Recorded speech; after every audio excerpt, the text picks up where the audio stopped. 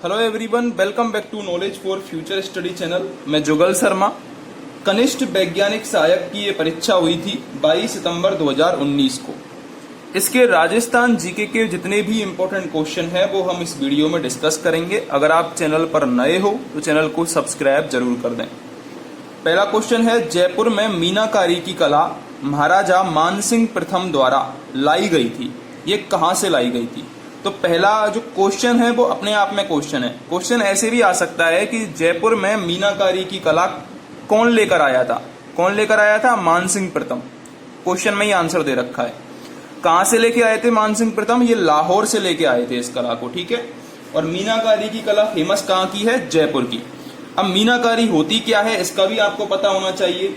मीनाकारी होती है रत्नों पर सोने चांदी के जो आभूषण होते हैं उन पर मीनाकारी का कार्य किया जाता है, ठीक है। यानी कि उन पर हल्की हल्की खुदाई की जाती है जिसे टचाई कहते हैं, और उसको अलग अलग रंगों से भर दिया जाता है। इस कला को ही मीनाकारी कहते हैं, ठीक है।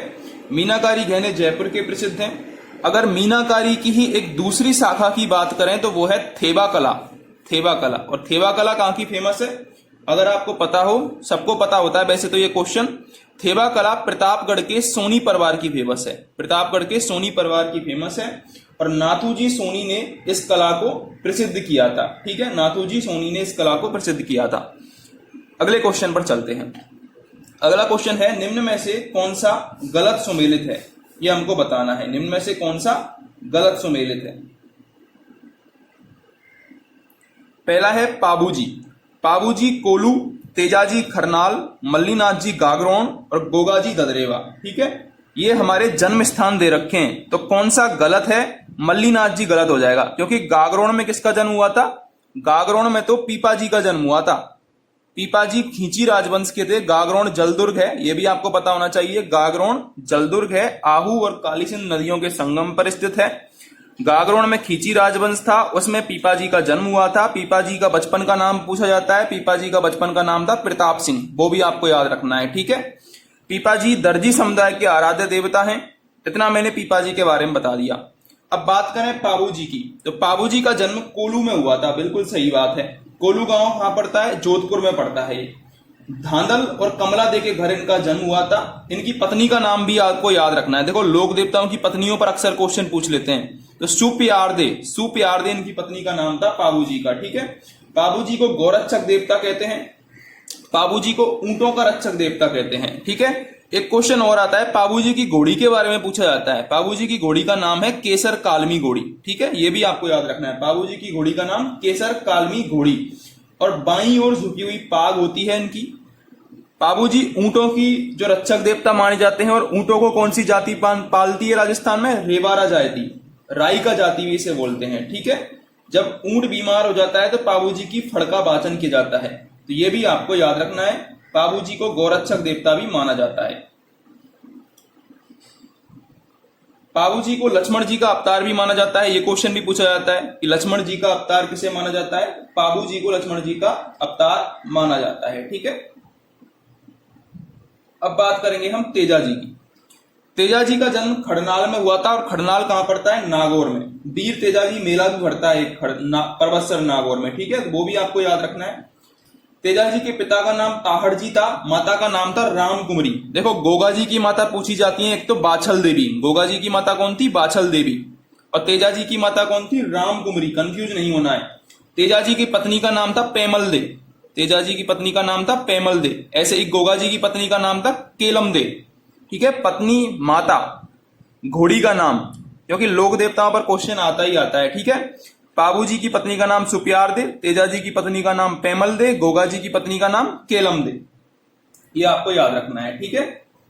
इसके अलावा तेजाजी को सांपों का देवता कहते हैं, काला और बाला का देवता कहते हैं, कृषि कार्यों का उपकारक देवता कहते हैं, गायों का मुक्तिदाता कहते हैं। ये भी आपको याद रखना है। तेजाजी विशेषतः अजमेर के लोक देवता माने जाते हैं, अजमेर जिले के आसपास के, क्योंकि अजमेर जिले में इनके सुरसरा, ब्यावर, सेंदरिया नामक स्थान पर प्रमुख थान है, ठीक है। एक क्वेश्चन आता है, तेजाजी के भोपे को क्या कहते हैं? तेजाजी के भोपे को घोड़ला कहा जाता है। तेजाजी के भोपे को घोड़ला कहा जाता है, ठीक है। तेजाजी का जो स्थान होता है उस पर घुड़सवार और सर्प का चित्र अंकन होना है, ये भी आपको याद रखना है। तेजाजी को सर्पदंश कहां हुआ था? सुरसुरा में। सुरसुरा नामक जगह पर तेजाजी की सर्पदंश से मृत्यु हो गई थी, ये भी आपको याद रखना है। और तेजाजी की घोड़ी का नाम लीलन घोड़ी। जैसे मैंने पाबूजी की घोड़ी बताई थी आपको, कौन थी? केसर कालमी। ऐसे ही मैंने तेजाजी की घोड़ी आपको बता दी है। तेजाजी की घोड़ी का नाम क्या है? लीलन घोड़ी, जिसे श्रृंगारी भी कहा जाता है। इसी ने जब तेजाजी की मृत्यु हुई थी तो इनके घर पर पहुंचाई थी इनकी न्यूज, ठीक है। तो ये आपको तेजाजी के बारे में याद रखना है। अगर बात करें हम गोगा जी की, तो गोगा जी का जन्म नागवंशीय चौहान में हुआ था। गोगा जी की माता का नाम बाछल देवी था। गोगा जी को जहार पीर बोलते हैं। और जहार पीर की उपाधि इन्हें किसने दी थी? महमूद गजनबी ने दी थी, ये भी आपको याद रखना है। जहार पीर की उपाधि महमूद गजनबी ने दी थी गोगा जी को। गोगा जी का जो मृत्यु हुई थी वो दो जगह पर हुई थी। एक तो उनका सिर कटा था शीर्षमेड़ी ददरेवा चूरू में, और धड़ उनका गिरा था धुरमेड़ी में। और धुरमेड़ी कहाँ आती है? धुरमेड़ी पड़ती है नोहर हनुमानगढ़ में। तो ये आपको याद रखना है। गायों का मुक्ति देवता कहते हैं इनको, सर्पों का देवता कहते हैं। मुसलमानों से गाय मुक्त कराई थी और इनकी मृत्यु करी थी इनके भाइयों ने, चचेरे भाइयों ने, अर्जुन और सरजुन ने। इसके अलावा गोगा जी के प्रमुख मंदिर मैंने बता दिए। गोगा जी की ओल्डी भी प्रसिद्ध है। गोगा जी की ओल्डी सांचौर जालौर में है। जब किसान होते हैं वो हल चलाने से पहले गोगा राखड़ी बांधते हैं, ये भी क्वेश्चन आपको याद रखना है। और गोगा जी की घोड़ी है नीली घोड़ी, ठीक है। गोगा जी के थान जनरली खेजड़ी वृक्ष के नीचे होते हैं। मैंने सारा कुछ आपको बता दिया है, ये आपको याद रखना है। तीसरे क्वेश्चन पर चलते हैं। तीसरा क्वेश्चन है, जोधपुर का मेहरानगढ़ दुर्ग किस पहाड़ी पर स्थित है? जोधपुर का मेहरानगढ़ दुर्ग किस पहाड़ी पर है? इससे पहले मैं आपको मल्लीनाथ जी के बारे में थोड़ा सा और बता देता हूं। मल्लीनाथ जी का जो जन्म है वो रावतीड़ा जी के यहाँ हुआ था, मारवाड़ में, ठीक है। मल्लीनाथ जी का प्रमुख मंदिर पूछा जाता है। मल्लीनाथ जी का प्रमुख मंदिर है तिलवाड़ा बाड़मेर में। देखो मैं यहाँ पर लिख नहीं सकता हूं ज्यादा, इसलिए मैं आपको बोल के ही बता रहा हूं, तो आप मेरी बोली को ध्यान से सुने। मल्लीनाथ जी का जो प्रमुख मंदिर है वो तिलवाड़ा बाड़मेर में है, जहां पर चैत्र कृष्ण एकादशी से मेला भरता है, ठीक है। तो मल्लीनाथ जी बाड़मेर से संबंधित है, ना कि गागरोन से, ठीक है। जोधपुर का मेहरानगढ़ दुर्ग किस पहाड़ी पर है? जोधपुर का मेहरानगढ़ दुर्ग है चिड़िया टूक की पहाड़ी पर। किस पहाड़ी पर? चिड़िया टूक की पहाड़ी पर, ठीक है। इसको और क्या कहते हैं? इसको मोरध्वज कहते हैं, गढ़ चिंतामणि भी इसको कहते हैं। अगर बात करें हम भूरे खां की मजार कहां पर है, क्वेश्चन आता है। भूरे खां की मजार मेहरानगढ़ दुर्ग में है। फूल महल भी मेहरानगढ़ दुर्ग में है, जिसका निर्माण अभय सिंह ने करवाया। इसके अलावा मेहरानगढ़ दुर्ग में एक चामुंडा देवी का मंदिर है जो कि बहुत प्रसिद्ध है। इनकी जो मेहरानगढ़ दुर्ग में जो तोप हैं उनके बारे में पूछा जाता है। तोपों के नाम भी पूछे जाते हैं, जैसे कि किलकिला, शंभू बाण तोप भी यहीं पर है। गजक, गुब्बारा, क्वेश्चन कैसे आएगा पता है? क्वेश्चन आएगा किलकिला, गजक, गुब्बारा, नुसरत, ये क्या है? फिर ऑप्शन में दिया होगा मेहरानगढ़ दुर्ग की तोप, तारागढ़ दुर्ग की तोप, मेहरानगढ़ दुर्ग की बुर्ज, ऐसे ऑप्शन में दिया होगा और आपको करेक्ट करना है। मेहरानगढ़ दुर्ग की तोपों के नाम हैं किलकिला, शंभू बाण, गजनी खान, गजक, गुब्बारा, नुसरत और नागपली, ठीक है। ये आपको याद रखना है। यहाँ पर गुलाब सागर और सागर का बच्चा, गुलाब सागर का बच्चा, दो यहाँ पर जलाशय भी हैं, ये भी आपको याद रखना है, ठीक है। अगले क्वेश्चन पर चलते हैं। अगला क्वेश्चन है, जहांगीर ने बादशाह बनने के बाद किस राजपूत शासक के मनसब में कमी करी थी? तो जहांगीर ने राजा मानसिंह के मनसब में कमी करी थी। आपको राजा मानसिंह के बारे में मैं अलग से डिटेल वीडियो पढ़ा के बता दूंगा। तो राजा मानसिंह के बारे में थोड़ा सा यहाँ पर देख लेते हैं। राजा मानसिंह अकबर के नवरत्नों में से एक था। 1589 से 1614 इसका कार्यकाल था। राजा मानसिंह को सर्वाधिक मनसब भी दिया गया था। किसके द्वारा? अकबर के द्वारा। 7000 जात का मनसब दिया गया था। अकबर और जहांगीर के साथ उन्होंने काम किया, लेकिन जहांगीर जब बादशाह बना ना तो इसने इसके मनसब में कमी कर दी थी। 7000 से वापस 5000 कर दिया, ठीक है। आमेर राजस्थान का प्रथम ऐसा राज्य था जिसने मुगलों के साथ संधि करी थी।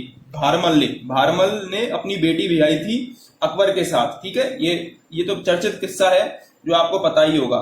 सांबर झील में उसकी शादी करी थी। इसके बाद मानसिंह फेमस क्यों है? क्योंकि इसने हल्दी घाटी का युद्ध लड़ा था। हल्दी घाटी का युद्ध 1576 में 18 जून और 21 जून, दो तिथियां मिलती हैं। हल्दी घाटी का युद्ध महाराणा प्रताप से लड़ा था मानसिंह के नेतृत्व में, ठीक है। तो ये भी आपको याद रखना है। हल्दी घाटी के युद्ध को गोगुंदा का युद्ध कहा है बनायुनी ने, खमनौर का युद्ध कहा है अबुल फजल ने, और थर्मोपल्ली कहा है कर्नल जेम्स टोड ने, ठीक है। इतना मानसिंह के बारे में मैंने आपको बता दिया। अगला क्वेश्चन है, निम्नलिखित में से कौन सा काल अजयराज सेकंड से संबंधित है? तो अजयराज सेकंड से संबंधित है 1105 ईस्वी। ठीक है। अब मैं अजयराज के बारे में थोड़ा सा आपको बता देता हूं कि अजयराज क्यों प्रसिद्ध है। अजयराज ने अजमेर नगर की स्थापना करी थी। अजयराज ने अजमेर नगर बसाया था, और कब बसाया था? 1113 ईस्वी के आसपास बसाया था, ठीक है। पृथ्वीराज प्रथम के पुत्र थे ये, पृथ्वीराज प्रथम के पुत्र थे, चौहान वंशीय राजा थे, ठीक है। 1113 में अजयमेरू इन्होंने बसाया। गढ़बीटली यानी कि अजमेर का जो दुर्ग है ना, जिसको तारागढ़ कहते हैं अभी फिलहाल, गढ़बीटली भी उसे कहा जाता है, उसका निर्माण भी इन्होंने करवाया। श्री अजयदेव के नाम से इन्होंने चांदी के सिक्के चलाए और जैन धर्म को संरक्षण दिया था, ठीक है। 1105 ईस्वी का इसका करेक्ट आंसर होगा। अगला क्वेश्चन है, घोसुंडी शिलालेख में कौन सी भाषा प्रयुक्त की गई है? तो घोसुंडी शिलालेख की अगर हम बात करें तो घोसुंडी शिलालेख चित्तौड़गढ़ में प्राप्त हुआ है। कहां प्राप्त हुआ है घोसुंडी शिलालेख? चित्तौड़गढ़ में, ठीक है। ये भी पूछा जाता है कहां प्राप्त हुआ है, तो ये चित्तौड़गढ़ में प्राप्त हुआ है। इसकी भाषा अगर बात करें तो संस्कृत भाषा है, और लिपि की बात करें तो ब्राह्मी लिपि है। इसमें एक मेन क्वेश्चन आता है कि किस शिलालेख में भागवत धर्म के प्रचार पर बल दिया गया है, यानी कि अश्वमेध यज्ञ और भागवत धर्म के बारे में बताया गया है, तो घोसुंडी शिलालेख होगा। क्वेश्चन आता है ये, मैं हर एक जो पॉइंट बता रहा हूं उस पर क्वेश्चन बनता है, आप मेरी एक एक पॉइंट को ध्यान से सुने। घोसुंडी शिलालेख में क्वेश्चन बनता है कि भागवत धर्म के प्रचार और अश्वमेध यज्ञ के बारे में किस शिलालेख से पता चलता है? तो घोसुंडी शिलालेख से पता चलता है, ठीक है। कहां से मिला? चित्तौड़गढ़ से। भाषा कौन सी है? संस्कृत। लिपि कौन सी है? ब्राह्मी। अगला क्वेश्चन देखते हैं, निम्न में से किस महिला को राज्य चुनाव विभाग की ब्रांड अम्बेसडर 2012 नियुक्त किया गया? तो करेक्ट आंसर होगा कृष्णा पूनिया को। भारतीय संविधान के अनुसार राजस्थान को भारत के किस श्रेणी के राज्य में रखा गया? तो राजस्थान का जब एकीकरण हुआ था, जब स्वतंत्रता हुई थी, तो राजस्थान को द्वितीय श्रेणी में रखा गया था, भाग बी में, ठीक है। अगले क्वेश्चन पर चलते हैं, राज्य में राजनीतिक गतिविधियों के संचालन हेतु किस राज्य में 1934 से प्रजामंडल की स्थापना की गई थी? तो प्रजामंडल की बात करें तो 1934 में जोधपुर प्रजामंडल, जिसे मारवाड़ प्रजामंडल भी कहते हैं, उसकी स्थापना हुई थी। किसने करी थी? जयनारायण व्यास, भंवरलाल सराफ, अभयमल जैन, अचलेश्वर प्रसाद, इनके प्रयासों से हुई थी, ठीक है। एक क्वेश्चन ये भी आता है कि जोधपुर में 21 जून 1936 को शिक्षा दिवस भी मनाया गया था। शिक्षा दिवस 21 जून 1936 को, ये भी आपको याद रखना है। इसके अलावा एक आता है, अगर आपसे डायरेक्ट ही क्वेश्चन पूछ ले कि मारवाड़ लोक परिषद की स्थापना कब हुई, तो मारवाड़ लोक परिषद की स्थापना हुई थी 1938 में, 16 मई 1938 को, रणछोड़ दास गट्टानी की अध्यक्षता में। क्वेश्चन आता है इसलिए मैंने बता दिया है, मारवाड़ लोक परिषद की स्थापना 1938 में हुई, रणछोड़ दास गट्टानी की अध्यक्षता में, ठीक है। तो ये आपको याद रखना है। अगले क्वेश्चन पर चलते हैं। अगला क्वेश्चन मोस्ट इंपोर्टेंट है, पूछा जाता है अक्सर एग्जाम में। ये नहीं आएगा तो इसके आसपास की चीजें पूछ लेगा, लेकिन पूछेगा जरूर। अगले क्वेश्चन पर चलते हैं। अगला क्वेश्चन है, 8 सितंबर 1857 को किस स्थान पर ठाकुर कुशाल सिंह की सेना ने जोधपुर की राजकीय सेना को पराजित किया? तो यहां पर आंसर होगा बिथोड़ा में। बिथोड़ा का युद्ध हुआ था 8 सितंबर 1857 को, ठीक है। अब आपको पता होगा, यदि आप 1857 की क्रांति पढ़ते हो तो सबसे पहले 1857 की क्रांति प्रारंभ हुई थी 28 मई 1857 को। कहां से प्राप्त हुई थी? नसीराबाद छावनी से। किस छावनी से? नसीराबाद छावनी से, ठीक है। उसके बाद देवली छावनी में हुआ, नीमच छावनी में विद्रोह हुआ हीरा सिंह के नेतृत्व में। कब हुआ था? 3 जून को। 3 जून को नीमच छावनी में हुआ, ठीक है। फिर यही 3 जून से 21 अगस्त को पहुंच गया एरनपुरा छावनी में, और एरनपुरा छावनी का जो नेतृत्व कर रहे थे वो थे ठाकुर कुशाल सिंह। ठाकुर कुशाल सिंह और जोधपुर के महाराजा तख्त सिंह, कैप्टन हीथकोट, इनकी सेना का युद्ध होता है बिथोड़ा। बिथोड़ा कहां पर पड़ता है? पाली में पड़ता है। इसमें युद्ध होता है और कैप्टन हीथकोट को पीछे हटना पड़ता है इसमें, ठीक है। इसके बाद एक और युद्ध होता है, वो भी पूछा जाता है, वो बता देता हूं मैं आपको, चेलाबास का युद्ध। चेलाबास का युद्ध होता है 18 सितंबर को।